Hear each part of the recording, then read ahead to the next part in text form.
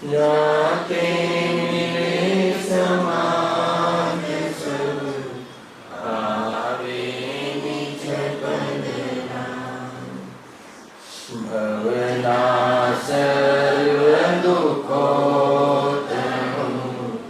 कारण मिथ्या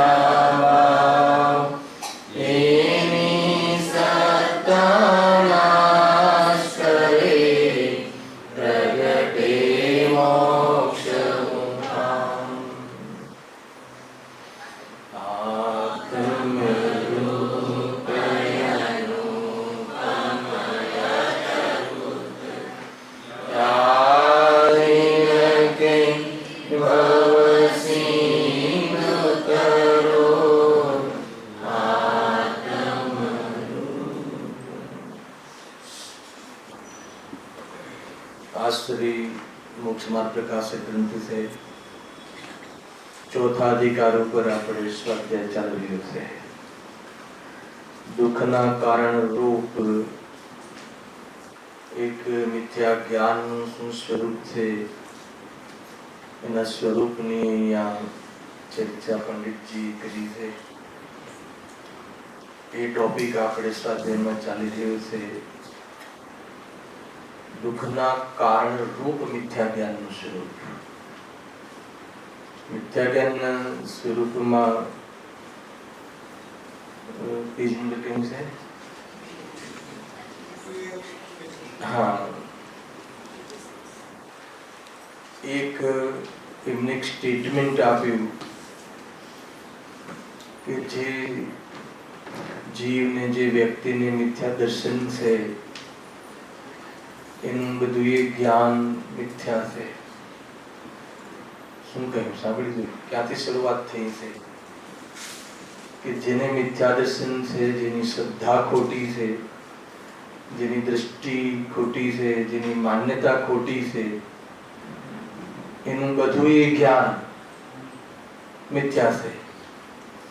બધું એ જ્ઞાન ખ્યાલ આવે ને ભલે પછી કોઈ પદાર્થ વિશે જાણકારી સાચી રાખતો હોય, સાચું જાણતો હોય તો પણ એનું જ્ઞાન મિથ્યા છે। અને જે જીવને સમ્યક દર્શન છે એનું બધું એ જ્ઞાન સમ્યક છે। ભલે પછી અપ્રયોજનભૂત પદાર્થ સંબંધી એની જાણકારી ખોટી હોય, પૂરું ના જાણતું હોય અથવા અયથાર્થ જાણતું હોય તો પણ એનું જ્ઞાન સમ્યક છે। આગળ આવો પડે આટલી વાત કહી જ્યારે આ સ્ટેટમેન્ટ આપ્યું તો ઘણી બધી વાતો ઊભી થઈ। ગળે ન ઉતરે કે તમે જેટલું સાચું જાણે છે એ જે પદાર્થ સંબંધી જે સાચું જાણે છે એટલું જ્ઞાન તો સમ્યક કહો તો મિથ્યા કહેવા પાછળનો શું ઉદ્દેશ છે? બહુ જોરદાર હેતુ આપ્યો। પંડિતજી કહે છે ભલે પદાર્થ સંબંધી જાણે છે સાચું, પરંતુ એનાથી એ જાણકારી સાચી હોવા છતાં એનું અહિત જ સાધે છે, હિત નથી સાધતું। આ મુખ્ય છે। અને કોઈ પદાર્થ સંબંધી ચાહે પ્રયોજનભૂત તત્વ કે ચાહે અપ્રયોજનભૂત તત્વ સંબંધી એની જાણકારી એ સંબંધી જ્ઞાન સાચું હોય છતાં બી એ જ્ઞાન એના માધ્યમથી એનું હિત નથી સાધતો, અન્યથા પ્રયોજન સાધે છે। એટલા માટે અમે એ જ્ઞાનને કાર્યકારી નથી કહેતા, એ જ્ઞાનને અમે કલ્યાણનો હેતુ નથી કહેતા, એ જ્ઞાનને અમે મિથ્યા કહીએ છીએ। આ એમને બહુ પ્રબળ હેતુ આપ્યો। છતાં પણ જે અપ્રયોજનભૂત પદાર્થ છે એ સંબંધી એનું જે સાચું જાણવું થાય છે એમાં તો જ્ઞાનાવરણી કર્મનો ક્ષયોપશન છે, એ વાત સાચી છે, એ સાચું જાણે પણ છે, પરંતુ એ જાણકારી દ્વારા એ કોઈ આત્માનું હિત સાધતું નથી। એટલે અમે એ જ્ઞાનને કોઈ સમ્યક જ્ઞાન નામ આપતા નથી। આટલું કહ્યું। અને એને લઈને પછી એક પ્રશ્ન, કેટલાય પ્રશ્ન થયા, એના બધા પાછળ આ જ લોજિક છે। હવે એક પ્રશ્ન ઉઠાવ્યો જે આપણે ગઈકાલે ચર્ચામાં લીધું હતું કે દોરડી અને સર્પાદીનું અયથાર્થ જ્ઞાન હોવાનું કયું કારણ છે? તેને જીવાદી તત્વોના અયથાર્થ યા યથાર્થ જ્ઞાનનું કારણ કહો તો શું વાંધો? ટૂંકમાં આની પાછળ એ વિઝન કામ કરે છે શિષ્યનું કે તમે જે જાણવા સંબંધી જે સાચું જાણે છે એને તમે મિથ્યા જ્ઞાન મિથ્યા દર્શનનો આધાર આપીને એને મિથ્યા શું કામ ફેરવો છો? ખ્યાલ એને અંદરમાં પેટમાં એ દુખે છે. સમજો, આ બહુ છેક સુધી કામ આવવા વાળું છે સમજવામાં. એને કહે એનું કેવું એમ થાય છે કે અમને જે મિથ્યા અમારું જે જ્ઞાન છે પદાર્થો સંબંધી એ જ્ઞાન તો અમને સાચું છે, પણ તમે મોહનો આધાર આપી મિથ્યા દર્શનનો આધાર આપીને એ જ્ઞાનને તમે ખોટું ઠરાવો છો, મિથ્યા ઠરાવો છો. તો કહે છે કે અમને તો જે જ્ઞાન જે દોડીને અમે દોડી જાણીએ છીએ અને એમાં તમે એમ કહ્યું કે દોડીને અમે દોડી જાણીએ છીએ એમાં જ્ઞાનાવરણી કર્મનો ક્ષયોપશમ છે, અને દોડીને સાપ જાણીએ છીએ એમાં તો જ્ઞાનાવરણી કર્મનો ઉદય છે, એટલે જ્ઞાન ખોટું થાય છે અથવા જ્ઞાનનો ભાવ છે. તો એ દોડી માટે તો તમે જ્ઞાનાવરણી કર્મને જ્ઞાનની ઓરથી તમે અમારું સાચું ખોટું કારણ બતાવો છો. પણ જે પ્રયોજનભૂત સાત તત્વ છે, પ્રયોજનભૂત તત્વ છે એ સંબંધી યથાર્થ જાણકારી અયથાર્થ જાણકારીમાં તો એ જ નિમિત્ત બનશે ને. એમાં જ્ઞાનની ઓરથી કહો ને, વચ્ચે તમે મિથ્યા દર્શનને શું કામ લાવો છો? આનો એ પ્રશ્ન છે કે જ્ઞાનની કોઈ પર્સનલ પહેચાન કેમ નથી આપતા તમે? મિથ્યા જ્ઞાનને જ્ઞાનની ઓરથી તમે કેમ કહેતા નથી? તમે મિથ્યા દર્શનને વચ્ચે શું કામ લાવો છો? એ આનું કહેવું છે. તો અહીંયા કહે છે કે ભાઈ જે જીવાદી સાત તત્વ જે છે એનું પણ, કે ચાહે દોરડી અને જે સાપ છે જે અપ્રયોજનભૂત પદાર્થ છે એનું પણ જ્ઞાન હોવું અને ન હોવું એમાં તો જ્ઞાનાવરણીય કર્મનું જ નિમિત્ત છે. અમે ક્યાં ના પાડીએ છીએ? અને ત્યાંથી હવે ડાયરેક્ટ વાત ઉઠાવી છે. જુઓ, એમાં બે ત્રણ સ્વાધ્યાય આપણે થઈ ચૂક્યા છે આની પાછળ, એટલા માટે અહીંયા કહ્યું ને તેમ જીવાદી તત્વોને યથાર્થ જાણવાની શક્તિ ન હોવા અથવા હોવામાં તો જ્ઞાનાવરણ કર્મનું જ નિમિત્ત છે. સાંભળજો, અહીંયાથી આખી વાત આપણે કાલે બી ઉઠાવી હતી, અહીંયા ઉઠાવીને આ સ્વાધ્યાય ફરી રિવિઝન કરીને આગળ વધીએ છીએ. શું કહે છે કે જેમ દોરડી અને સાપને જાણવામાં એનું અયથાર્થ ને અર્થાર્થ જ્ઞાન જાણવામાં નિમિત્ત જ્ઞાનાવરણીય કર્મ છે, એમ જીવાદી તત્વોને પણ યથાર્થ જાણવાની શક્તિ ન હોવા અથવા હોવામાં જ્ઞાનાવરણનું જ નિમિત્ત છે. આથી વાત બરાબર છે કે એ સંબંધી જાણવાનું થવું કે ન થવું, એની જાણવાની શક્તિ આવવી કે ન આવવી, એમાં નિમિત્ત કોણ છે? પરંતુ એટલે એનો અર્થ એ થઈ ગયો કે આપણને અહીંયા મૂકો વચ્ચે કે આપણને જે જાણવાની જે શક્તિ છે એ જાણવાની શક્તિ યથાર્થ તત્વને જાણવાની પણ શક્તિ છે, અને પ્રયોજનભૂત તત્વને જાણવાની પણ શક્તિ છે, અને અપ્રયોજનભૂત તત્વને પણ જાણવાની શક્તિ છે. એ લખ્યું ને. અને એમાં પણ યથાર્થ જાણવાની પણ શક્તિ છે અને અયથાર્થ જાણવાની શક્તિ છે. શક્તિ એટલે કઈ શક્તિ લેવી છે અહીંયા? વર્તમાન પર્યાયમાં આપણે જે જ્ઞાનનો ઉઘાડ છે, જે જ્ઞાનની શક્તિ જે ખુલી છે, વર્તમાનમાં જે આપણી પાસે જ્ઞાન છે એ જ્ઞાન પાસે એ શક્તિ તો છે. કઈ શક્તિ? કે પદાર્થોને યથાર્થ જાણે અને અથવા યથાર્થ પ્રયોજનભૂત પદાર્થોને પણ જાણે અને અપ્રયોજનભૂત પદાર્થોને પણ જાણે. આપણી પાસે અહીંયા જેટલા બેઠેલા છે બધા જીવો પાસે જાણવાની શક્તિ તો છે, અને જાણવાની શક્તિ હોવી અને જાણવાની શક્તિ ન હોવી અહીંયા લખ્યું છે. તત્વોને યથાર્થ જાણવાની શક્તિ ન હોવી અને અથવા તો જાણવાની શક્તિ હોવી એમાં તો જ્ઞાનાવરણ કર્મનું જ નિમિત્ત છે. એટલે આપણને જે જાણવાની શક્તિ છે, આપણા પાસે જે ખુલ્લી છે ને, એ શક્તિમાં કોણ કારણ નિમિત્ત છે? જ્ઞાનાવરણ. તો જ્ઞાનાવરણ કર્મની ઓરથી તો આપણી પાસે જાણવાની શક્તિ છે, પરંતુ એ જાણવાની શક્તિનો ઉપયોગ એને પ્રયોજનભૂત તત્વમાં કરશે કે અપ્રયોજનભૂત તત્વમાં કરશે એનું કારણ મોહ છે. બસ આ આપણે અહીંયાથી આ કારણ છે. આપણે મેન ત્યાંથી તાકાત લગાવી છે. અને આપણી પાસે જાણવાની શક્તિ તો અપાર છે. બરાબર ભેદ કરી નાખીએ કે આ કામનું છે ને આ નથી કામનું, ને આ હિતરૂપ છે ને અહિતરૂપ છે ને આ ભલું છે ને આ બોલું છે, આ પ્રયોજનભૂત છે ને આ પ્રયોજનભૂત છે, આ જાણવું કામનું છે, યુઝફુલ છે, આ જાણવું અનયુઝફુલ છે, એવું તો આપણી પાસે એ રીતે કરવાની શક્તિ તો આપણી પાસે છે. પરંતુ એ યુઝફુલ તત્વમાં, ઉપયોગી તત્વમાં, પ્રયોજનભૂત તત્વમાં ઉપયોગ લગાવવો, એ દિશામાં ઉપયોગ યુઝ કરવો, કે અપ્રયોજનભૂતમાં લગાવો એનો નિર્ણય જ્ઞાનમાં એ નિર્ણય કરવામાં કોણ કારણ છે?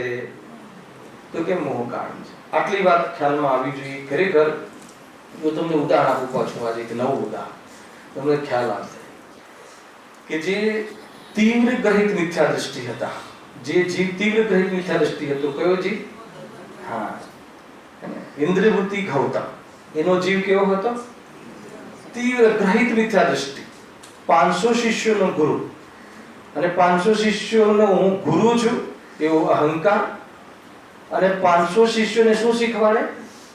ટોટલ જે વસ્તુ સ્વરૂપ છે એનાથી વિરુદ્ધમાં તત્વ શીખવાડે, અતત્વ શીખવાડે. અપ્રયોજનભૂત તત્વમાં એને એનું જ્ઞાન લગાવ્યું હતું અને અન્ય જીવોને પણ એમાં લગાવવાનો ઉપદેશ આપતા હતા. એ જીવનું આ સ્વરૂપ હતું કે નહીં? એવી પર્યાયમાં તો એવી એ વખતે એ કામ ચાલી રહ્યું હતું, પરંતુ એ વખતે પણ એક એવી યોગ્યતા હતી ત્યાં. એ વખતે બોલો એને પર્યાયમાં, એ જીવને પર્યાયમાં પ્રયોજનભૂત તત્વમાં જ્ઞાન લગાવી શકાય એ શક્તિ હતી કે નહીં? અથવા પર્યાયમાં એવી જાતની યોગ્યતા હતી કે નહીં? હતી, है ना? कहाँ छिपी थी वो महायोग्यता, है ना? की भक्ति से कहाँ छिपी वह महायोग्यता जिससे हुआ उजारा. પછી છે ધન્ય ધન્ય હે ગુરુ ગૌતમ.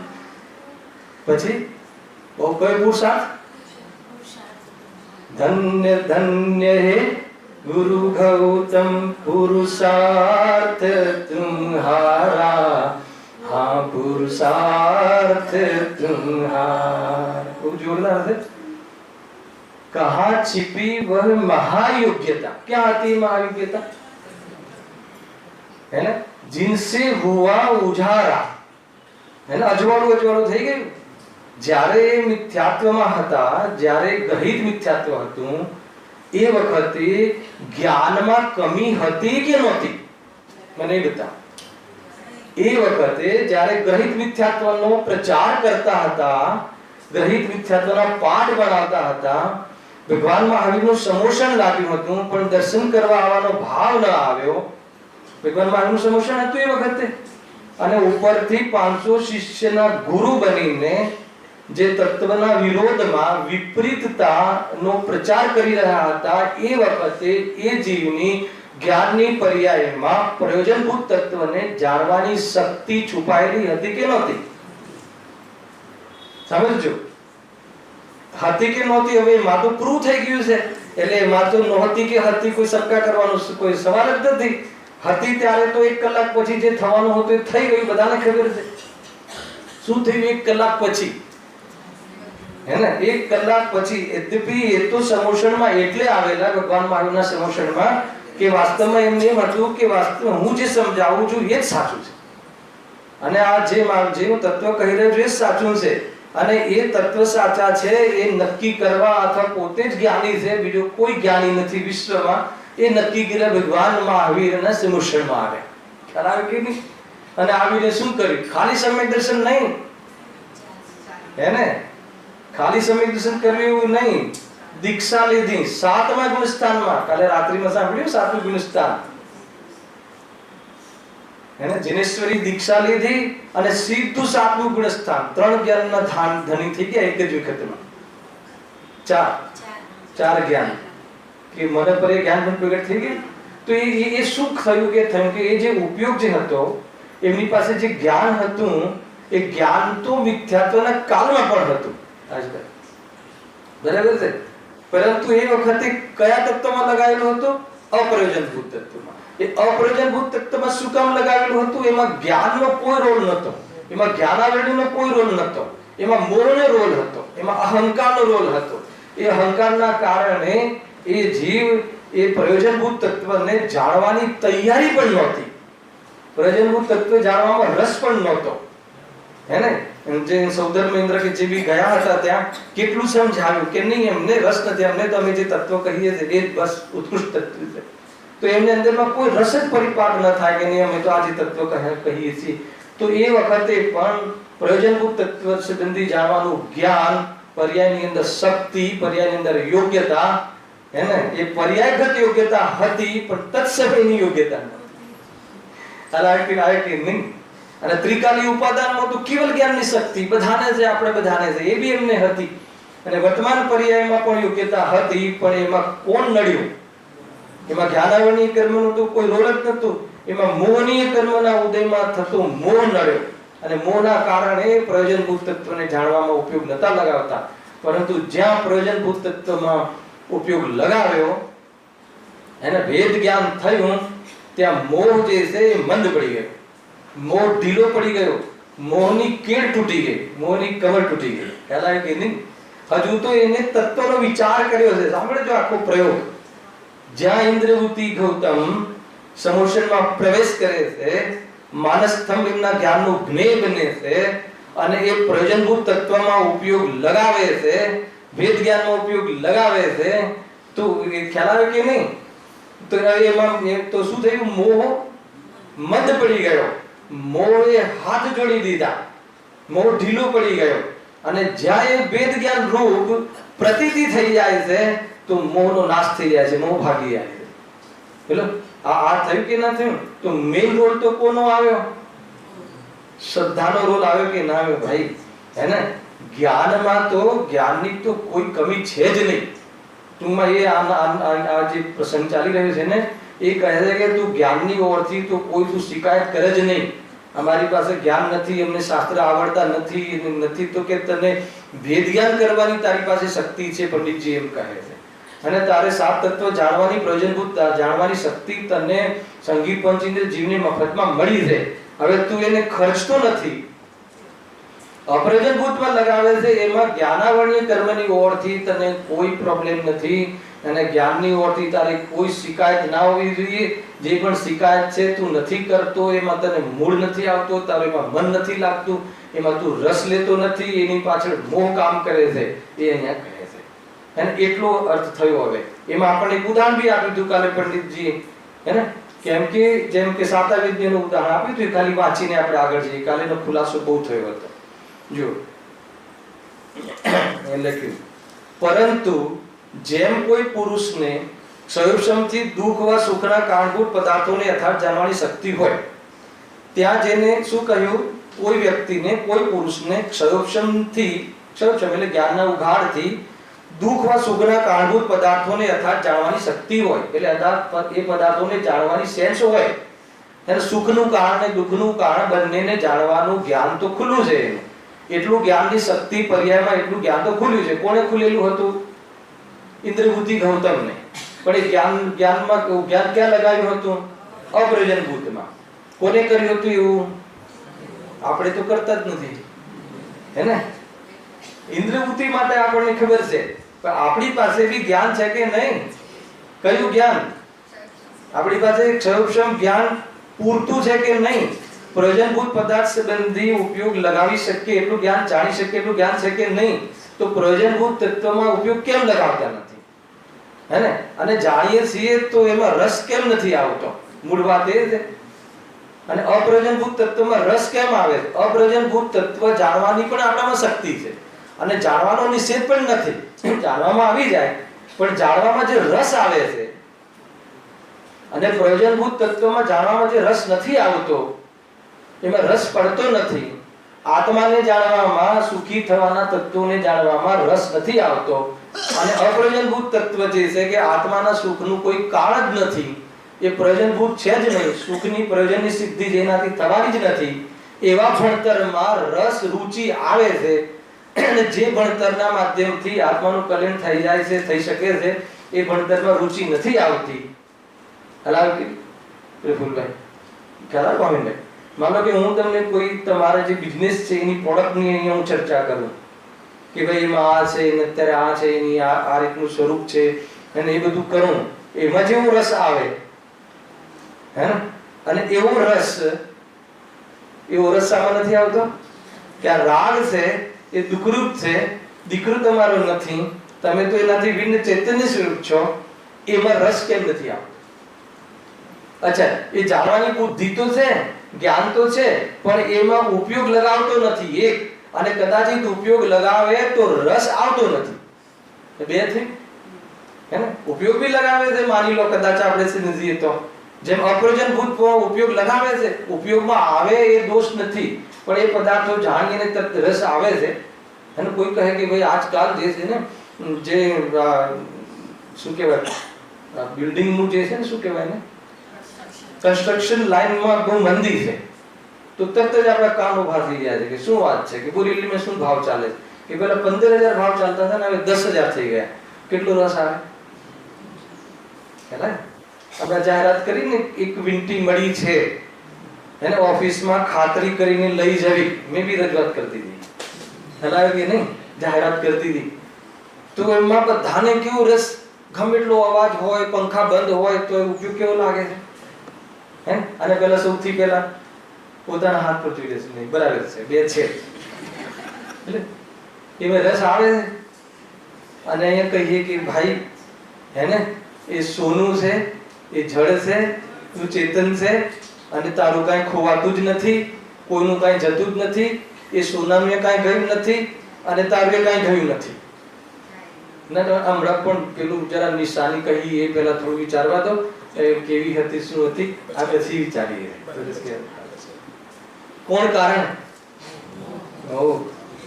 જ્ઞાન તો છે તો ધ્યાન ત્યાં લગાવ્યું, અહીંયા ઇમ્પોર્ટન્સ વાત કરતા હતા એમાં ધ્યાન ન લગાવ્યું. ખ્યાલ આવ્યો કે નહીં ભાઈ?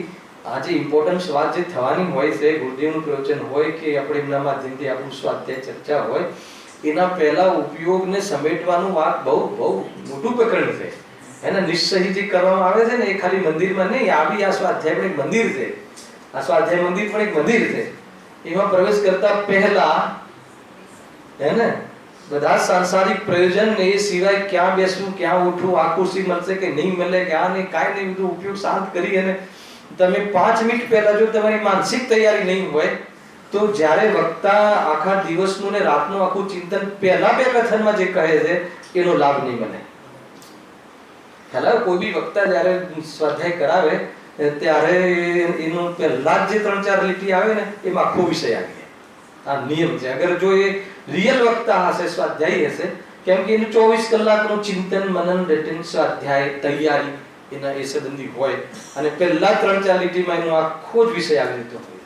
અગર કોઈ એમાં જો ઉપયોગ લગાવે તો ઉપયોગ ક્યારે કેમ નથી લાગતો કે નહીં, જરા પંખો ત્યાં ચાલુ રહે છે, અહીંયા ચાલુ નથી રહેતો. અને ઉપયોગ એમાં તો લાગે છે અપ્રયોજનભૂતમાં. પેલો પંખો ચાલુ હોવો ન હોવો એ સુખનું કારણ છે, એ સંબંધી જ્ઞાન સુખનું કારણ છે કે જ્ઞાનમાં અથવા તો આત્મામાં સુખ છે એ એવું જ્ઞાન કરવું એ પ્રયોજનભૂત છે. તો આપણે એમાં તો ઉપયોગ લાગતો નથી, અહીંયા ઉપયોગ લાગે છે, એમાં લગાવતો નથી, એનું કારણ ગુણ છે. અને આપણે જે ચાલતા વિષયો છે, ચાલતું જીવન છે, એની અંદર આ તમે એકવાર પ્રયોગ લગાવ્યો છે. એ તો અહીંયાની ઘટના કહી, અહીંયા બેઠા બેઠા એનો ઉપયોગ ક્યાંય ને ક્યાંય લગાવે છે. અહીંયા ફિઝિકલ તો રહે પણ ઉપયોગ ક્યાંય ને ક્યાંય પહોંચી જાય છે, દિલ્હી, કલકત્તા, અમેરિકા, બધી જગ્યાએ જતો રહે છે ઉપયોગ તો. અને ઉપયોગમાં જવા માટે કોઈ વિઝા અને કોઈ ટિકિટની જરૂર નથી, જરૂર છે ડાયરેક્ટ જતો રહે. તો કેમ જતો રહે છે અને અહીંયા ઉપયોગ કેમ લગાવતો નથી, કેમ આનું ઇમ્પોર્ટન્સ નથી આવતું? એવું નથી કે એની પાસે ઉપયોગ અથવા એની પાસે જ્ઞાનની શક્તિ પર્યાયમાં નથી, હાલ છે તો લગાવતો નથી એમ કહ્યું. અહીંયા જો ઉદાહરણ આપ્યું છે, જો ત્યાં જેને અસાતા વેદનેનો ઉદય હોય ફરીથી, પરંતુ જેમ કોઈ પુરુષને ક્ષયોક્ષમથી દુઃખવા સુખના કારણભૂત પદાર્થોને યથાર્થ જાણવાની શક્તિ હોય, ત્યાં જેને અસાતા વેદનેનો ઉદય હોય તે દુઃખના કારણભૂત જે પદાર્થ હોય તેને જ વેદે, પણ સુખના કારણભૂત પદાર્થોને ન વેદે. જો તે સુખના કારણભૂત પદાર્થોને વેદે તો સુખી થાય. શું કહ્યું? આટલું ખ્યાલ આવે ને? કે માન લો કે કાલે ઉદાહરણ આપ્યા હતા ઘણા, થઈ ગયેલું છે. સુખના કારણે દુઃખના કારણે જાણે બહારમાં કેટલી એના જીવનમાં કેટલા પ્રકારના સુખ, એટલે લૌકિક સુખ, અને દુઃખ એટલે જે બહારમાં જે દુઃખ માને છે કે ભાઈ આ છે તે છે, મારે આજે નુકસાન થઈ ગયું છે હે ને, એ સંબંધી અને આ બાજુ એ પણ ખ્યાલ આવે કે ડોલર વધી ગયો છે. બે વસ્તુ એના જ્ઞાનમાં બંને સંબંધી એને જ્ઞાનનો ઉગાડ છે. હવે અસાતા વેદનીનો ઉદય આવે તો જે પૂર્વમાં નુકસાન થઈ ગયું છે ત્યાં ઉપયોગ લાગે, અને સાતા વેદનીનો ઉદય આવે તો ઉપયોગ ક્યાં લગાવે છે, ક્યાં લાગતો હોય છે કે હવે મારો કોઈ સ્કોપ ખુલવાનો છે ત્યાં લાગે. તો હવે કારણ તો બંને જાણે છે, કારણ તો એને બંને ખબર છે, પણ ઉપયોગ ક્યાં લગાવે છે? તો એ ઉપયોગ જ્યારે પૂર્વમાં નુકસાન થઈ ગયું છે ત્યાં લગાવે, કાં તો હવે નવો સ્કોપ છે ત્યાં લગાવે, તો એનું કારણ સાતા વેદનીય છે, એનું કારણ જ્ઞાન નથી. કેમ કે જ્ઞાન તો બંને પોઝિશનોને જાણે છે, જ્ઞાન તો બંને સિચ્યુએશનોને જાણે છે, પણ કઈ સિચ્યુએશનમાં ઉપયોગ રમાડશે ને કઈ સિચ્યુએશનમાં નહીં રમાડે, એમાં સાતા વેદનીયના ઉદયનું નિમિત્ત પણ લાગુ પડે છે, એમાં જ્ઞાનાવર્ણીયનું નહીં. કેમ કે જ્ઞાનાવર્ણીયમાં તો એને બંને પોઝિશનનો ખ્યાલ છે કે હવે મારો નવો સ્કોપ બને, હવે સ્કોપ ખુલી ગયો છે, નવો ચાન્સ છે, તક છે, અને એમાં હું એમાં ક્વોલિફાય થઈ ગયો છું, બરાબર છે. છતાં મારે પૂર્વમાં 5-25 લાખનું નુકસાન થઈ ગયું છે, એ બી એને ખબર છે. બે વસ્તુ જાણે છે કે નહીં? હવે ઉપયોગમાં જે નુકસાન થઈ ગયું છે ત્યાં ઉપયોગ લગાવીને વેદે, કે નવો સ્કોપ કે ક્વોલિફાય થઈ ગયો છે ત્યાં ઉપયોગ લગાવીને સુખને વેદે, એનો નિર્ણય જ્ઞાન કયા આધારે કરે છે? તો એનો નિર્ણય સાતાના આધારે થાય છે, બરાબર છે. અને એમાં સુખ દુઃખનો આધાર મોહ થાય છે. આટલું આપણે ગઈકાલે લીધું હતું. જો એને લખ્યું, જો તે સુખના કારણભૂત પદાર્થોને વેદે તો સુખી થાય, અથવા એ મતલબ કે ઉજ્જવલ પક્ષ જોવે. આપણને હંમેશા ઉજ્જવલ પક્ષ જોવાની આદત નથી, હીન પક્ષ જોવાની આદત છે. આપણા જીવનમાં ઘણી બધી બાબતો બનતી હોય છે, એને કેટલીક સારી, કેટલીક ખોટી બનતી હોય છે, કેટલીક અનુકૂળ, કેટલીક પ્રતિકૂળ. પણ આપણને અનુકૂળ જો સુખી થવું હોય તો લૌકિકમાં પણ સુખી થવું હોય તો વ્યક્તિનો ઉજ્જવલ પક્ષ જોવાનો. ચાલે કે નહીં? જો એનો કોઈ ઉજ્જવલ પક્ષ ન જોયો, એની કોઈ ખરાબ વસ્તુ જોઈ તો દ્વેષ થશે, અને ઉજ્જવલ પક્ષ જોશો તો એના પ્રત્યે દ્વેષ નહીં થાય. ખ્યાલ આવે કે નહીં? છે જો એનો અર્થ એ છે કે દીકરાને ગણિતમાં 2 માર્ક ઓછા આવ્યા એ નહીં જોવાનું, ઇંગ્લિશમાં 2 માર્ક વધારે આવે એ બાજુ ઉપયોગ લગાવો, તો શું થશે? આકૃતા ઓછી થશે. પણ એના માટે કોઈ જ્ઞાનનો રોલ નથી, એના માટે મોહનો છે. નહીં, વાત તો સાચી છે કે પેલામાં ઇંગ્લિશમાં તો એના ધાર્યા કરતા વધારે આવ્યા છે, પણ ગણિતમાં બહુ ટેલેન્ટ હતો પણ ઓછા માર્ક આવ્યા છે, દુઃખી થશે. એને અસાતાનો ઉદય ચાલે છે, ઉપયોગ ત્યાં લગાવે છે, અને સાતાનો ઉદય આવ્યો તરત કઈ વાંધો નહીં. પણ આપણને એને જે જગ્યાએ જે લાઈનમાં જવું છે ને, એમાં તો ઇંગ્લિશ કાર્યકારી છે, ઇંગ્લિશમાં પાવરફુલ છે, તો વળી પાછો તત સુખી થઈ જાય, વળી પાછો દુઃખી થઈ જાય. આવું ક્યાં થાય છે? એના સુખ દુઃખનું ઠેકાણું જ નથી. કેમ કે એ સુખ દુઃખ વાસ્તવમાં સુખ છે જ નહીં, હે ને? ન હોય એ દુઃખનું કારણ છે કે સુખનું કારણ છે? દુઃખનું કારણ ત્યાં મોહ હતો, અને સુખનું કારણ મોહની મનતા હતી. એટલે સુખનું કારણ મોહનો અભાવ કરે તો જ સુખ થાય. બસ આ તમારે નક્કી કરી લેવું. અને બહારમાં કોઈ પાવરફુલ થઈ જાય ને છોકરાઓ કદાચ ઇંગ્લિશમાં સારા માર્ક લાવીને સારી જગ્યાએ મોટા પેકેજમાં જતો રહે, તો જે મોટા પેકેજ વાળા છોકરાઓ છે એ પોતે સુખી છે અને એના મા બાપ સુખી છે, બોલો. અને સુખી છે તો સુખનો ભ્રમ છે, એ કહી દઉં જોડે. સુખી તો આત્માના આશ્રયથી થવાય, અસ્થિથી. સુખી તો મોહના અભાવથી થવાય, નાસ્તિથી. એ સિવાય સુખનો ઉપાય અન્ય કોઈ છે જ નહીં. ન કોઈ અન્ય પોઝિશનનું સુખની કારણ છે કે દુઃખનું કારણ છે. આ છે, આટલું તો આપણને ખ્યાલ આવી જ જવું જોઈએ. એમ જોયું અહીં આગળ કહે છે, પણ અસાતાના ઉદયથી તેનાથી એમ બની શકતું નથી. માટે અહીં દુઃખ કે સુખના કારણભૂત પદાર્થોને વેદવામાં જ્ઞાનાવરણનું નિમિત્ત નથી. સમજાવું છે શું? કે અહીંયા જ્ઞાનાવરણનું નિમિત્ત નથી. એ મન કે ઉપયોગ જે બીજે લગાવે છે કે નથી લગાવતો, એમાં જ્ઞાનાવરણનું નિમિત્ત નથી.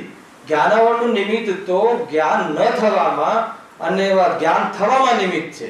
સાંભળજો, જ્ઞાનાવરણનું નિમિત્ત તો જ્ઞાનાવરણ તો જીવને જ્ઞાન હોવામાં અને ન હોવામાં કારણ છે, પરંતુ જ્ઞાન એમાં લગાવવું કે ન લગાવવું એમાં જ્ઞાનાવરણનું કારણ કાંઈ નથી. અને જ્ઞાન હોવામાં અને ન હોવામાં જે જ્ઞાનાવરણનું નિમિત્ત છે, તો એમાં તો આપણને જ્ઞાન થવું અને ન થવું, એ પ્રયોજનભૂત પદાર્થનું જ્ઞાન કરવું કે ન કરવું, એ તો મોહના આધારે છે. પણ એટલે જ્ઞાન થવું કે ન થવું, સાંભળજો ફરીથી, પ્રયોજનભૂત તત્વ સંબંધી જ્ઞાન થવું કે ન થવું, એનું જ્ઞાન થવું કે ન થવું એમાં જ્ઞાનાવરણનું નિમિત્ત છે. પણ જ્ઞાનાવરણ તરફથી તો આપણને કોઈ પ્રોબ્લેમ નથી. આપણે પ્રયોજનભૂત તત્વની હાલ જ્ઞાન કરવું તો કરી શકીએ છીએ, પણ એ નથી કરતા, એ તરફ ઉપયોગ નથી લગાવતા, એમાં જ્ઞાનાવરણનો કોઈ દોષ નથી, જ્ઞાનાવરણનો કોઈ પણ એમાં રીઝન નથી. જો એ જ પ્રમાણે અહીંયા નિષ્કર્ષ કન્ક્લુઝન, એ જ પ્રમાણે જીવમાં પ્રયોજનભૂત જીવાદી તત્વ અથવા અપ્રયોજનભૂત અન્ય પદાર્થોને યથાર્થ જાણવાની શક્તિ હોય, પણ ત્યાં જેને મિથ્યાત્વનો ઉદય હોય તે અપ્રયોજનભૂત હોય તેને જ વેદે, તેને જ જાણ, પણ પ્રયોજનભૂતને જાણતો નથી. બહુ જોરદાર વાત છે. શું કહે છે કે આપણામાં એટલી શક્તિ છે આનંદભાઈ, હાલ આટલી વર્તમાન પર્યાયમાં, ત્રિકાલ શક્તિની વાત નથી કરતો, પર્યાયમાં એટલી શક્તિ છે. કઈ શક્તિ? જ્ઞાનની એટલી શક્તિ છે. પર્યાયમાં આપણી પાસે એટલું જ્ઞાન છે કે જો એ પ્રયોજનભૂત તત્વમાં લગાવે હેને તો અનંત સુખ લઈ લે હેને, અને કેવલ જ્ઞાનને પ્રાપ્ત કરી લે. સ્વરૂપમાં જો ઉપયોગ લગાવી દે તો, પણ કેમ નથી લગાવતો? તો કે એમાં કારણ કોણ છે? ટૂંકમાં પંડિતજીને એ કહેવું છે કે તું કોઈ પણ રીતનું એવું ખોટું રીઝન નહીં આપતો, તું ખોટું બહાનું નહીં કરતો કે મારી પાસે જ્ઞાન નથી, હેને. મારી પાસે જ્ઞાન છે. જ્ઞાનાવરણીય કર્મનો તીવ્ર ઉદય મને નથી. જ્ઞાનાવરણીય કર્મનો તીવ્ર ઉદય આગળ કહેશે એકેન્દ્રિય જીવાદી નથી. તને તો જ્ઞાનાવરણીય કર્મનો મન ઉદય છે. જો ઉપયોગ આત્મામાં લગાવે તો લાગે અને તારી કાર્યની સિદ્ધિ થાય, પરંતુ તું ઉપયોગ લગાવતો નથી એનું કારણ કોઈ બીજું છે, હેને. તને જે મતલબ કે પેટમાં દુખે છે એનું કારણ કોઈ બીજું છે, હેને. દુખે પેટ અને કૂટે બસ, એ એવી દશા છે અજ્ઞાનીની. ના ના, અમને તો એટલા માટે નથી થતું કે અમને તો કઈ ખબર પડતી જ નથી કે તને આત્મજ્ઞાન કરવા માટે, સુખી થવા માટે, પ્રયોજનભૂત તત્વમાં જાણકારી માટે, એમાં ઉપયોગ લગાવવા માટે કોઈ મોટો પંડિત કે વિદ્વાન કે ન્યાયતીર્થ થવાની જરૂર નથી. તારી પાસે જેટલું જ્ઞાન છે એટલું પર્યાપ્ત છે, હેને. બરાબર. ઘણી વાર હું કહી ચૂક્યો છું, હેને. અહીંયાથી આપણે બહાર જઈને આપણા ચપ્પલ પહેરીએ છીએ, જે આપણા સંયોગમાં આપણા છે, એ બીજાના ચપ્પલ નથી પહેરતા. અગર એટલી સેન્સ સાબુત હોય તો એ જીવને આત્મદર્શન થઈ શકે. ખ્યાલ આવે ને? મગફળી ખાતા આવડે એને આત્મદર્શન થઈ શકે, એમ કેવું છે.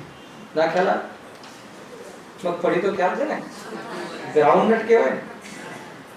મગફળી ખ્યાલ છે કે નહીં? સિંગ, ફોતળા વાળી સિંગ મગફળી કહેવાય. તો એમાં ફોતળા ફેંકી દઈએ છે અને અંદરની સિંગ આપણે સેવન કરીએ છીએ. એટલી બુદ્ધિ હોય, હે, ફોતળા આપણે ફેંકી દઈએ છીએ ને, જ્યારે સિંગ ખાઈએ તો ફોતળા આપણે ફેંકી દઈએ છીએ અને અંદરની સિંગ જેનું સેવન કરીએ છીએ. અગર ફોતળા ફેંકવા લાયક છે ને સિંગ સેવન કરવા લાયક છે, એટલી બુદ્ધિ છે.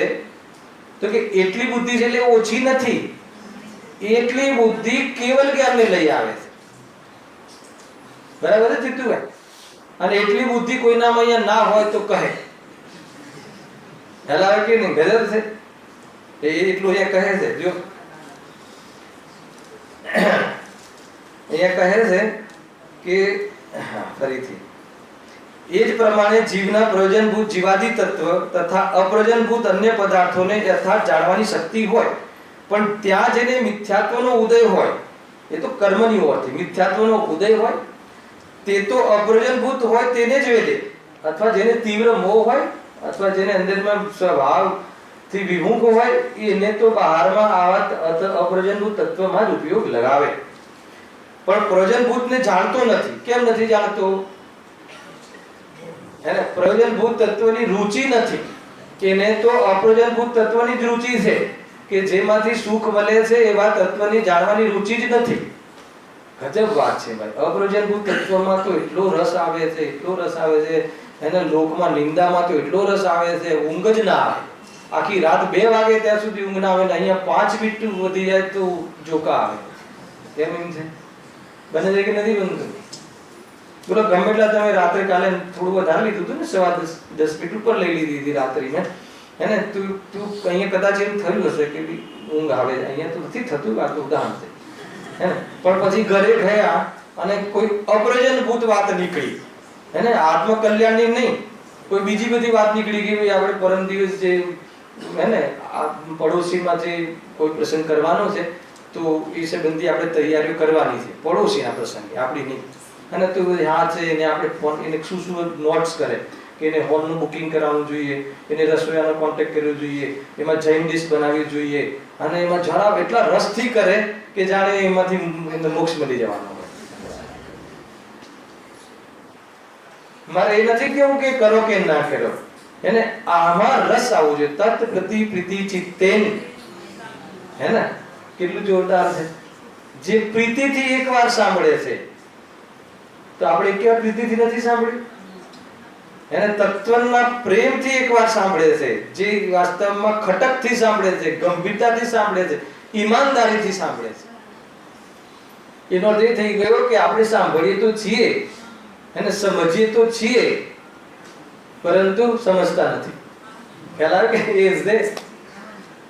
આ ભૂલ થઈ ગઈ. ઈમાનદારીથી નથી સાંભળતા આપણે. આ જે તત્વની વાત સાંભળીએ છીએ, પણ ઈમાનદારી ક્યાં છે આપણે? અને એને તો બારમાં જ રસ છે, એને તો કેટલા લોકો વધારે સાંભળીમાં રસ છે, અને આ ફિલ્ડમાં આવીને પણ વધારે જોડાયેમાં રસ છે. બરાબર અહીંયાની ધમાધમ ચાલે આપણું મંડળ, એમાં રસ છે, પરંતુ એને તત્વનો નિર્ણય કરવામાં રસ બોલો. આ કઈ જો તે પ્રયોજન ભૂતને જાણે તો સમ્યક દર્શન થઈ જાય, પણ મિથ્યાત્વનો ઉદય હોવાથી એમ બની શકતું નથી. કોઈ કહે કે મિથ્યાત્વનો ઉદય છે, એમાં અમે શું કરીએ? પહેલા કે આ તો કર્મની ઓરથી કથન છે. એ ટૂંકમાં અહીંયા જ્ઞાનાવરણીય કર્મનો રોલ નથી, મિથ્યાત્વનો રોલ છે, એ બતાવવાનું છે. મોહનો રોલ છે, અને એ મોહનીયના ઉદયમાં જો તું ભેદ જ્ઞાન કરે તો મોહ મંદ પડે છે, અને ભેદ જ્ઞાન રૂપે પરિણમી જાય તો મોહ મટી જાય છે, પરંતુ તું એ તો કરતો નથી. જ્ઞાન કરે છે પણ ભેદ જ્ઞાન કરતો નથી. જ્ઞાન કરવું એ જ્ઞાનાવરણીય કર્મની ઓરથી છે, અને ભેદ જ્ઞાન કરવું એ મોહની કર્મની ઓરથી કાર્ય છે. શું કહ્યું? હે ને, નિષ્કર્ષ શું આવ્યો?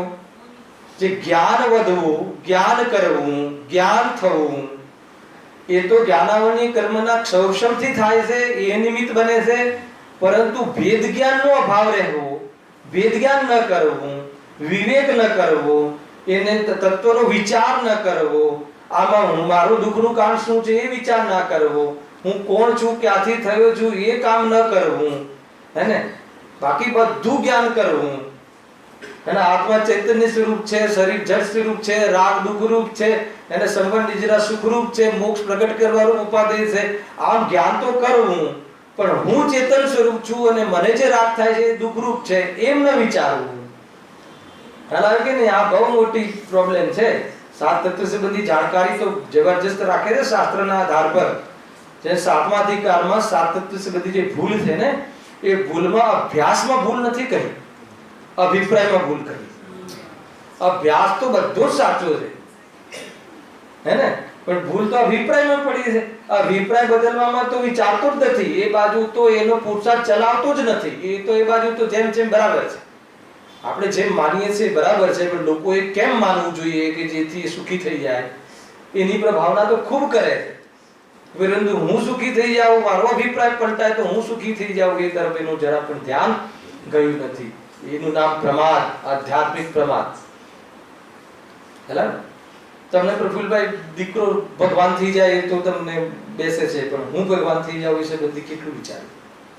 હેલા, કે મારો સંકિત છે ને, એ નામનો સંકિત ના રહે, ભાવનો પણ સંકિત થઈ જાય, એવો તો ભાવ આવે. દરેક દીકરાને હોય છે, દરેક માને હોય છે કે મારો દીકરો ભગવાન બની જાય, પણ હું ભગવાન બની જાઉં. હેલા, કે એ વસ્તુ પર ધ્યાન નથી જતું. ગજબ છે ભાઈ. બાહ્યમાં પણ પ્રભાવના, સ્વયં જે નિશ્ચય પ્રભાવના થાય તો બાહ્યમાં પ્રભાવના થાય છે, નહીં તો નથી થતી.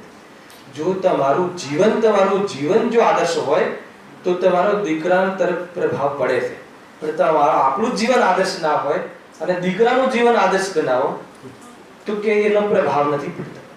એમ બાહ્ય પ્રભાવના પણ નથી થતી. ગુરુદેવથી લોકો કેમ આકર્ષાય?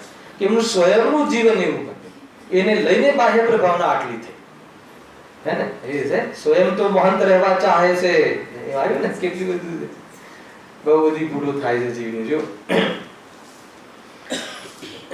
હા, જો તે પ્રયોજનભૂતને જાણે તો સમ્યક દર્શન થઈ જાય, પણ મિથ્યાત્વનો ઉદય હોવાથી એમ બની શકતું નથી. માટે ત્યાં પ્રયોજનભૂત અપ્રયોજનભૂત પદાર્થોને જાણવામાં જ્ઞાનાવરણનું નિમિત્ત નથી, પરંતુ મિથ્યાત્વનો ઉદય અનુદય જ કારણભૂત છે. ટૂંકમાં શું નિષ્કર્ષ આવ્યો આનંદભાઈ? એને કે આ જે જાણવાની ઓરથી કે તું જરા પણ તું કોઈ આર્ગ્યુમેન્ટ નહીં કર, હેને મને ખબર નથી પડતી, તું વાત નહીં કર, તને ખબર પાડવી નથી એ વાત છે, હેને આ બાજુ તારે પ્રયાસ કરવો નથી, હેને પ્રયાસ તું કરે તો 100% તારું કાર્ય થાય, પણ પ્રયાસ કેમ નથી કરતો? તો કે મોહના કારણે.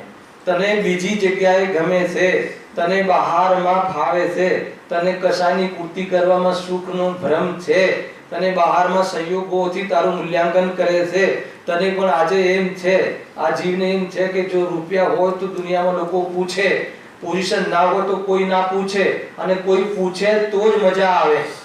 બસ તો કે આ લઈને લેની છે, હે ને આરતી છે બરોબર.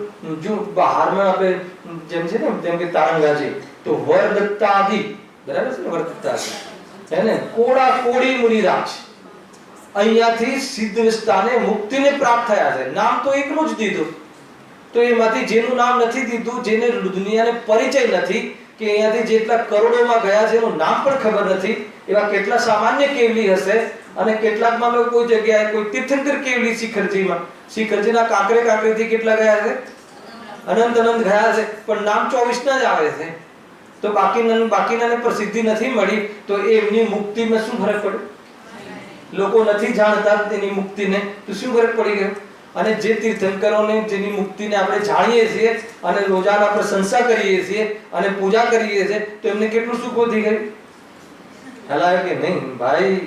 હેને આત્માથી જ્ઞાની જીવ તો હેને પ્રશંસા ચાહતો નથી, પણ કાર્ય તો પ્રશંસનીય જ કરે છે. આ છે જ્ઞાનીના લક્ષણો. આખી વાત ખ્યાલમાં આવી કે નહીં? એ રીતે છે. ટૂંકમાં આનો અર્થ એ છે કે તું જ્ઞાનની એમને વારંવાર એમ કહેવું છે કે નહીં, જ્ઞાનમાં મિથ્યા જ્ઞાનમાં જ્ઞાનની ભૂલ કહો, હેને શ્રદ્ધાની ભૂલ ના કહો, તો કે નહીં જ્ઞાનમાં તો વાસ્તવમાં કોઈ ભૂલ થતી જ નથી. જ્ઞાનમાં ભૂલ થતી નથી, શ્રદ્ધામાં ભૂલ થાય, અને જ્ઞાન એને સપોર્ટ કરે તો અમે એ જ્ઞાનને ખોટું કહીએ છીએ. જ્ઞાન શ્રદ્ધાને સેવે, જ્ઞાન શ્રદ્ધાને પોષે, મિથ્યા શ્રદ્ધાને પોષે, મિથ્યા શ્રદ્ધાને સપોર્ટ કરે, બાકી જ્ઞાનમાં તો કોઈ દોષ છે જ નહીં. એ રીતે અહીંયા કહે છે. ટૂંકમાં આપણી પાસે અત્યારે જ્ઞાન છે, એ જ્ઞાનમાં શું ભૂલ છે? હે ને પ્રયોજનભૂત તત્વ સંબંધી કોને ભૂલ છે જ્ઞાનમાં? અહીંયાથી બેઠેલા બતાવો, કોઈને નથી. હે ને આપણે એ બી જાહેરાત કરી દીધી ચંદ્રકાંત જેટલા પણ બેઠા છે ને, એને પ્રયોજનભૂત તત્વ સંબંધી જ્ઞાનમાં કોઈ ભૂલ નથી. હાલાકી તો શામાં ભૂલ છે? શ્રદ્ધામાં ભૂલ છે. ભૂલ ક્યાં સુધારવાની છે? શ્રદ્ધા. પુરુષાર્થ ક્યાં કરવાનો છે? શ્રદ્ધામાં. જ્ઞાનનો પુરુષાર્થ કરવાનો શાસ્ત્રમાં કહ્યું જ નથી. હે ને લાસ્ટ ટાઈમ મેં કહ્યું કદાચ 1-2 શનિવાર પહેલા, સર્વજ્ઞતા અને વિતરાગતા, પરમાત્માને આ બે મુખ્ય ગુણ પ્રાપ્ત થયા છે. બરાબર છે? સર્વજ્ઞતા અને વિતરાગતા. તો એમાં સર્વજ્ઞતામાં પુરુષાર્થ કેટલો કર્યો એમને? સર્વજ્ઞતા માટે પુરુષાર્થ કરવાનો કોઈ શાસ્ત્રમાં પ્રેરણા આપી હોય તો બતાવો કે સર્વને જાણવા માટે પુરુષાર્થ કરવા માટે. સર્વને જાણવાની ઈચ્છા ભલે હોય, પણ સર્વને જાણવાનો પુરુષાર્થ ક્યાંય નથી કર્યો. અને સર્વને જાણવા રૂપ તારે જે એ વ્યવસ્થા જોઈએ, એવી ઉપાધિ જોઈએ, તો એ વિતરાગ થવું પડશે. સર્વને જાણવાથી સુખી નથી થતો, જે વિતરાગતાથી સુખી થાય છે. જાણવાનું જે શ્રદ્ધાને વિષય આપવા માટે તો જ્ઞાનનો કેટલો રોલ છે કે એને પ્રયોજનભૂત 7 તત્વ સંબંધી બોધ આપી દે. બસ એટલું જ કામ છે. જ્ઞાનનો રોલ એટલો છે, બાકી ટોટલ રોલ મોક્ષ માર્ગમાં શ્રદ્ધા અને ચારિત્રનો છે. છેક સુધી જુઓ તમે, જ્ઞાનનો રોલ કાંઈ નથી. મુનિરાજને જ્ઞાનને જોઈને પૂજો છો કે વિતરાગતાને જોઈને પૂજો છો? ખ્યાલ આવ્યો કે નહીં? મુનિરાજને જ્ઞાન જોઈને જ્ઞાનમાં તો હવે કઈ રીતે નક્કી કરશો કેટલું જ્ઞાન છે? બસ બાહ્યની મુદ્રા જોઈ છે, વિતરાગી છે, એમને વસ્ત્રનો ધાગો પણ નથી, એનો અર્થ કે રંજ માત્ર પણ રાગ નથી, તો એમની વિતરાગતા જોઈને આપણે ત્યાં નમી જઈએ છીએ કે વાહ, એને કોઈ જીવ પોતાના સ્વભાવનું સાચું સુખ પ્રગટ કરી લીધું છે. બાહ્યમાં સુખ નથી, પદાર્થોમાં સુખ નથી, એવા નિર્ણયપૂર્વક આત્માની અનુભૂતિ કરી લીધી. ત્યારે આપણને એમાં આવે કે આ જ મહાન છે જીવ. જેને કોઈ જીવને બહારમાં સંયોગો જોઈ અને મહિમા આવતો હોય તો એ જીવ દુખી થવા વાળો છે. જેને સ્વભાવને જોઈને આનંદ આવતો હોય અથવા સ્વભાવને જોવામાં ઉપયોગ લગાવે અને એમાં જ રસ પડે તો સમજી લો કે નિકટ ભવ્ય છે, અને સંયોગો જોઈ અને એને મહિમા આવે તો સમજી લો કે અભવ્ય કહું ના, અભવ્ય નથી કેવું છું બધા કહે. આજે સવારના ગુરુદેવના પ્રવચનમાં 232 ને ગાના હા કે એકાગ્રતા નથી કરી શકતો. હા એકાગ્રતા નથી એનું કેમ કે એનો સબ્જેક્ટ વિષય બરાબર નથી, વિષયનું જ્ઞાન પૂરું નથી એટલે એકાગ્રતા નથી કરી શકતો. ના, એમ નથી કરી. જ્ઞાન માટે શાસ્ત્રનો હા, એકાગ્રતા નથી થતી. એ 232મી ગાથાની ટીકા તમને કહી દઉં હમણાં 2 મિનિટમાં. એમાં એમ કહ્યું છે કે એકાગ્રતા મુનિરાજનું લક્ષણ છે, સાંભળી જો.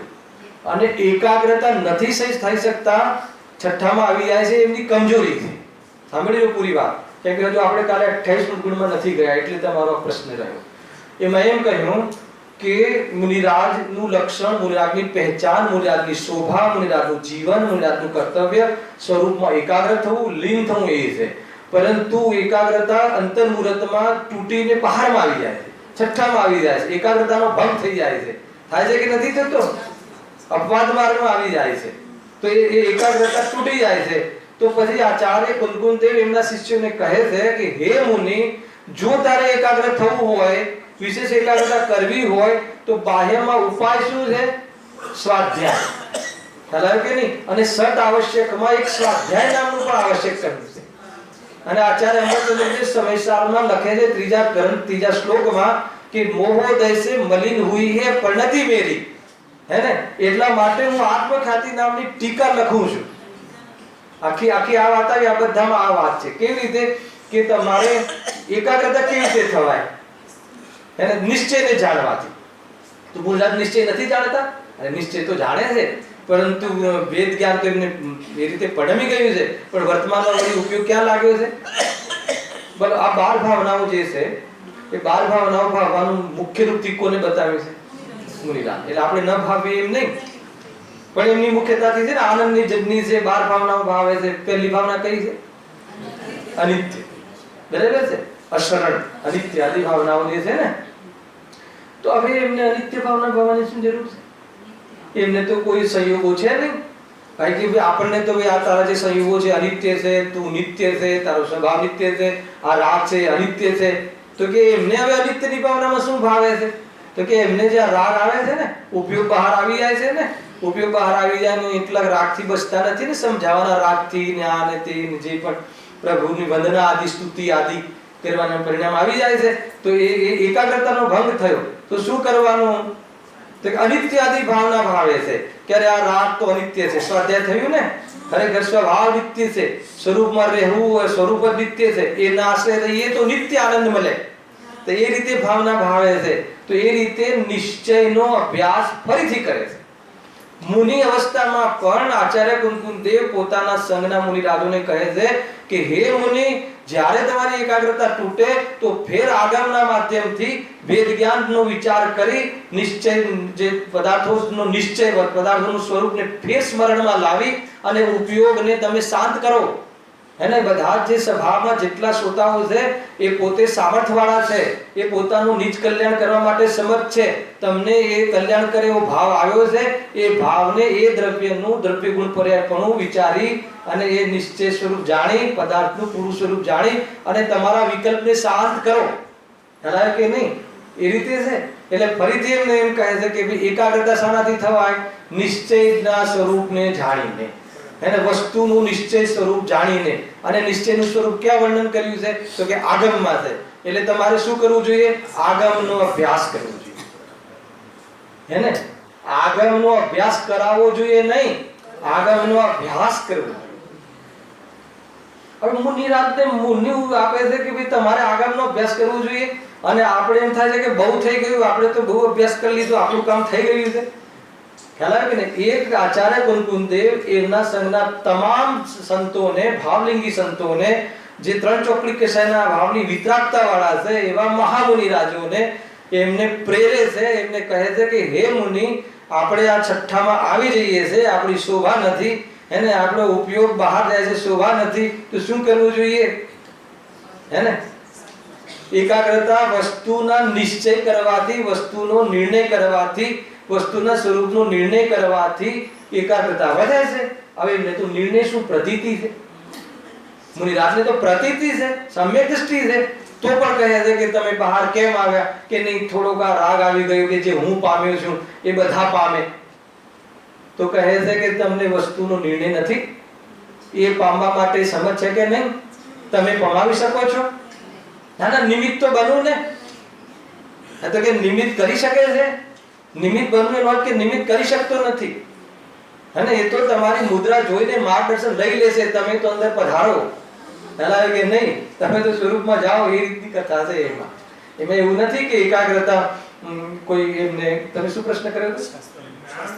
અહીંયા આપણે એમ કહીએ કે જ્ઞાન વધારવાની જરૂર નથી, મોહ પર પ્રહાર કરવાનો. હા, મારું મને એમ થયું કે 232 માં કીધું કે જ્ઞાન ઓછું એટલે એકાગ્રતા નથી થઈ શકતો એનું કે ભાઈ વસ્તુનું વ્યવસ્થિત ને એકાગ્રતા એટલે એમને કોઈ શાસ્ત્ર વાંચવાનું સાંભળવાનું કીધું એમ નહીં કે શાસ્ત્રમાં જે લખ્યું છે એનું સ્મરણ કરો.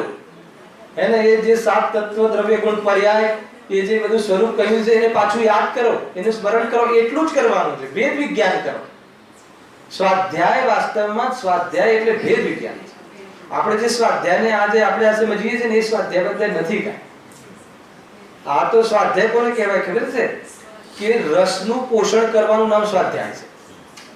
ભેદ જ્ઞાનને દ્રઢ કરવાનું નામ સ્વાધ્યાય છે. અહીંયા તો જો તમે ભેદ જ્ઞાનનું પોષણ નહીં, અહીંયા કેમ આપણે અહીંયા પકડાઈ રહીએ છીએ ખબર છે? મારા કારણે નહીં, કોઈ હું ખુલાસા કરું છું એના કારણે નહીં. એને ન તમને ભ્રમ થવો જોઈએ કે ન મને ભ્રમ થવો જોઈએ, હેલા કે નહીં, બંનેનો હિત થઈ જશે. અહીંયા જે પંડિત ટોડરમલજીની જે શૈલી છે એના માધ્યમથી તમને ભેદ જ્ઞાન થઈ રહ્યું છે કે વાત તો આ જ સાચી છે. મને દુઃખનું કારણ મારો દીકરો નથી, દુઃખનું કારણ હું એને મારો માનું છું ને એ છે. એ તમને તમારા એ જે ભૂલની ખબર પડે છે, તમને એ ભેદ જે છે, જે રહસ્ય છે એની ખબર પડે છે, એટલે તમને અહીંયા રસ વધે છે. શાનો રસ વધે છે? તત્વનો રસ વધે છે, ભેદ જ્ઞાનનો રસ વધે છે, દ્રઢતા વધે છે. તો એ વાસ્તવમાં વ્યવહારથી સ્વાધ્યાય છે, હેલા કે નહીં. અને એના માધ્યમથી આત્માની અનુભૂતિ થઈ જાય તો એ વાસ્તવમાં પરમાર્થી સ્વાધ્યાય છે, એ સ્વનું અધ્યયન થઈ ગયું. આ રીતે છે. એટલે જ્યારે એમને સ્વાધ્યાય એટલે ટૂંકમાં જેટલી બી બાહ્ય ક્રિયાઓ છે, પૂજા પાઠ આદિ બધામાં એક સ્વાધ્યાયને ઉત્કૃષ્ટતા આપી, બસ એટલું કહ્યું તે. હે ને? પણ સ્વાધ્યાય એટલે કોઈ જ્ઞાન વધારવું, હે ને, કોઈ આગમો વિશેષ. આગમમાં જે કહ્યું છે કે તમને ખબર નથી, આગમમાં કહ્યું છે કે 6 દ્રવ્ય છે અને બધા સ્વતંત્ર છે અને ગુણ પર્યાય દ્રવ્ય છે. દરેક દ્રવ્યને પોતાની સંપત્તિ છે, ગુણ પર્યાયને પહોંચે છે અને દ્રવ્ય ગુણ પર્યાયમાં અને ગુણ પર્યાય દ્રવ્યમાં હોય છે. તો બહાર એ પોતે એક અખંડ દ્રવ્ય છે, એક દ્રવ્ય બીજા દ્રવ્યનું કરી શકતો જ નથી. આ છે અભ્યાસ, હલાયો ને? આ છે. એ ફરી પાછું યાદ કરો તો ભૂલી ગયા હતા તો કે એ તરફ ઉપયોગ નતો. બાકી પરિણતિમાં બી હતું ને પ્રતીતિમાં બી હતું, પણ ઉપયોગ થોડોક હટીને જરીક ગુરુદેવે જરીક રાગમાં આવી ગયો હતો. તો રાગમાં આવી ગયો તો તરત જ ત્યાં સટ આવશ્યકમાં કહ્યું, એમાં સ્વાધ્યાયનું જે નિમિત્તપણું કહ્યું, વળી પાછું નિમિત્તપણું કરીને ઉપાદાનની શક્તિ વધારીને, સ્વગેય શક્તિ વધારીને લીનતા વધારે છે મુનિરાજ. મુનિરાજનું કામ આ જ છે, સ્વગેય શક્તિ વધારવી, લીનતા વધારવી, એ વાસ્તવમાં મુનિરાજનું કાર્ય છે. અને એમાં જે તત્વનો વિચાર છે એ વાસ્તવમાં સ્વાધ્યાય કહેવાય છે. એ ત્રીજું. Second portion. અહીં એમ જાણવું કે જ્યાં એકેન્દ્રિયાદિક જીવોને જીવાદી તત્વોને યથાર્થ જાણવાની શક્તિ જ ન હોય, હે ને? જાણવાની શક્તિ કોની નથી? એકેન્દ્રિયાદી જીવોને. એકેન્દ્રિયાદીઓ કોણ લેવા? એકેન્દ્રિયથી અસંગની પંચેન્દ્રિય જીવો, ત્યાં સુધીના જેટલા પણ જીવ છે એ જીવોને તો જીવાદી તત્વોને યથાર્થ જાણવાની શક્તિ જ ન હોય. આ કથનમાં આપણે આવ્યા કે ના આવ્યા? દર્શન પરથી બોલું છું. એકેન્દ્રિયથી લઈને અસંગની એટલે મન વગરના જેટલા પણ જીવો છે, ભલે પંચેન્દ્રિય હોય પણ મન નથી. મન ન હોવું એટલે હિતનો વિચાર કરવાની જેને શક્તિ નથી, એ લેવલ સુધીનું જેને જ્ઞાન છે, જેને વિચાર શક્તિ નથી, ભલે 5 ઇન્દ્રિય છે પણ મન નથી. 5 ઇન્દ્રિય સંબંધી જ્ઞાન તો થાય છે પણ હિતનો વિચાર કરવાની સેન્સ નથી. એકેન્દ્રિયથી લઈને એવા 5 ઇન્દ્રિય સુધીના જીવોને તો શું કહ્યું? અહીંયા કહ્યું કે એને તો તત્વોને યથાર્થ જાણવાની શક્તિ જ ન હોય. એ સિવાયના બધા જ જીવોને તત્વોને યથાર્થ જાણવાની શક્તિ ઉપલબ્ધ છે, હે ને? તો તમે એ એકેન્દ્ર જીવ માટે એને તમે આ જાણવાની શક્તિ નથી, જ્ઞાનાવરણીયનું પણ નિમિત્ત કહો તો કહો, પણ તમે તમારા માટે જ્ઞાનાવરણીયનું નિમિત્ત કહો એ વાત ખોટી છે, એ છલ છે. ખ્યાલ આવે કે ને? એ વાત અહીંયા કેવી છે, જો જીવાદી તત્વોને યથાર્થ જાણવાની શક્તિ જ ન હોય ત્યાં તો જ્ઞાનાવરણ અને મિથ્યાત્વના ઉદયથી થયેલું મિથ્યા જ્ઞાન, મિથ્યા દર્શન એ બંનેનું નિમિત્ત છે. આમાં થોડીક વાક્ય રચનામાં ભૂલ છે. આમાં એમ લેવું જોઈએ કે જે એકેન્દ્રીય જીવાદીને તો જે એને જાણવાની શક્તિ જ નથી, ક્યાં નથી? પર્યાયમાં. બરાબર છે? શું જાણવાની શક્તિ નથી? પ્રયોજનભૂત તત્વને યથાર્થ જાણવાની શક્તિ નથી. પ્રયોજનભૂત તત્વને યથાર્થ જાણવાની જ્ઞાનનો ઉગાડ નથી. એને તો તમે જ્ઞાનાવરણીય અને મોહનીય બંને મિથ્યા જ્ઞાનમાં નિમિત્ત કહો તો કહો, પરંતુ આપણને તો સંગીપંજીને જીવને તો મિથ્યા જ્ઞાનમાં જ્ઞાનાવરણીય કર્મનું નિમિત્તપણું નથી, માત્ર મોહનું જ નિમિત્તપણું છે. મોહના કારણે જ તું જ્ઞાન નથી કરતો, તું જ્ઞાન સાચી દિશામાં નથી લગાવતો. સાચી દિશામાં લગાવવાનું જ્ઞાન તારી પાસે શક્તિ છે, સામર્થ્ય છે, એ તારી પાસે યોગ્યતા છે, જ્ઞાનનો ઉઘાડ છે, બધી જ વ્યવસ્થા છે. એટલે તું જ્ઞાનાવરણીય કર્મની ઓરથી તું કોઈ શિકાયત નહીં કર. તારી જે પણ શિકાયત છે મોહની ઓરથી કર, અને મોહ તું સ્વયં કરે છે. કોઈ કહે કે ચલો મોહની ઓરથી શિકાયત છે, પણ હવે શું? તો તું નક્કી કર કે તું અપ્રયોજનભૂત તત્વને તું જાણવામાં જીવન લગાવી દીધું છે, પૂરેપૂરું સમર્પણ કરી દીધું છે. ખ્યાલ આવે કે નહીં? તો એમાં તો ભૂલ છે, એમાં કઈ લાભ નથી થતો એવું વિચારીને પ્રયોજનભૂતમાં લગાવ કરવાનું, એટલું જ છે. ખ્યાલ આવે કે નહીં? જબરજસ્ત વાત છે ભાઈ. જોવા ફરીથી વાંચું છું કે જ્યાં એકેન્દ્રિયાદી જીવોને જીવાદી તત્વોને યથાર્થ જાણવાની શક્તિ જ ન હોય ત્યાં તો જ્ઞાનાવરણ અને બીજું શું લેવું છે? મોહનીય, મિથ્યાત્વ, મિથ્યા દર્શન એ જ વાસ્તવમાં મિથ્યા જ્ઞાનનું કારણ છે.